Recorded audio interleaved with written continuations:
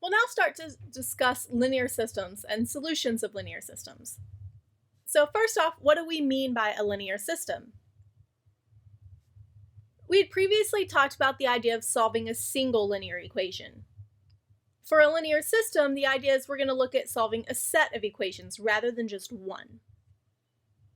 And since we're talking about a linear system, we're going to need all of the equations in this set to be linear. And while we can talk about as many equations in this set as we want with as many different variables, we're going to restrict ourselves to two equations and two variables. As an example, I have the linear system consisting of 2x plus 4y equal to 2 and 3x minus 2y equal to negative 13. To actually solve these, we want to find values for each of the variables that makes each of these equations true. So let's look at an example. I want to know, is negative 3, 2 a solution to this linear system? So we're going to let negative 3 be x and 2 be y and substitute these in. Let's start with our first equation. The first equation says 2 times x, which is negative 3, plus 4 times y, which is 2, is equal to 2. And now we can simplify. Multiplying out gives me negative 6 plus 8 is equal to 2. We then get 2 is equal to 2, which is a true statement.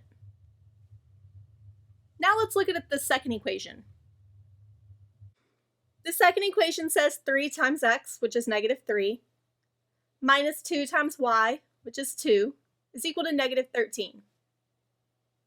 Once we multiply, this simplifies to negative 9 minus 4 is equal to negative 13, which then says negative 13 is equal to negative 13, which is a true statement.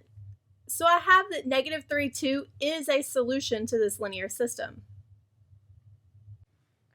Here we have the graphs of these two lines. And we know the graph is just a visual representation of the solution to a linear equation.